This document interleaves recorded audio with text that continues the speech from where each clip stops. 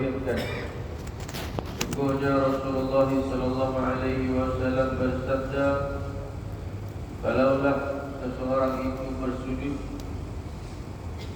untuk mencari keridhaan Allah Subhanahu wa taala dari hari dia dilahirkan sehinggalah mati, masih lagi dia akan merasakan bahawa amalannya itu tidak mencukupi pada hari kiamat kelak.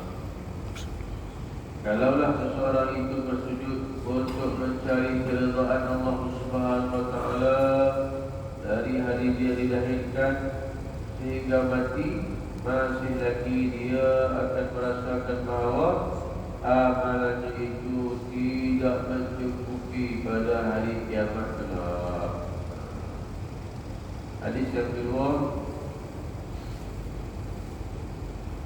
Sayyidina Abdullah bin Amr radhiyallahu anhuma berkata, aku mendengar Rasulullah sallallahu alaihi wasallam bersabda, sesiapa yang memiliki dua sifat ini, maka Allah Subhanahu wa taala akan menulisnya dalam kalangan orang yang bersyukur dan orang yang bersabar.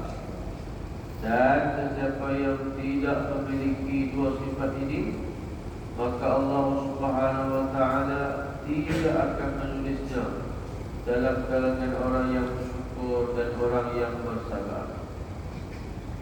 Sesiapa yang dalam urusan agamanya memandang kepada orang yang lebih tinggi daripadanya, lalu dia mengikutnya, dan dalam hal dunia dia memandang kepada orang yang lebih rendah daripadanya, lalu dia bersyukur kepada Allah Subhanahu wa taala kerana semata-mata dengan limpah kurniaannya. Allah Subhanahu wa taala telah meletakkannya dalam keadaan yang lebih baik daripada mereka itu, maka Allah Subhanahu wa taala akan menulisnya dalam kalangan orang yang bersyukur dan orang yang bersabar.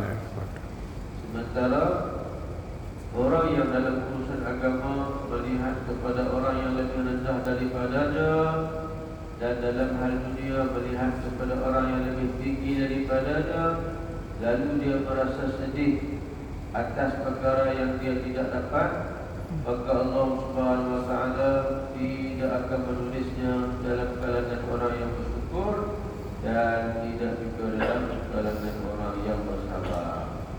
Hadis riwayat Ibnu Tirmidzi. Sebulan hadis tentang perempuan dalam perkara agama, kita dianjurkan melihat orang yang lebih tinggi daripada kita, orang yang lebih rajin daripada kita, orang yang lebih kuat beribadah daripada kita, supaya kita dapat hasil yang terakhirnya. Dalam perkara keduniaan, kita lihat orang yang lebih rendah daripada kita, orang yang kurang bernasib baik daripada kita, supaya kita bersyukur dengan apa yang telah kita ada. Wallahu ta'ala apa yang kita dengar pada pagi ini dapat kita ambil kita dan sampaikan.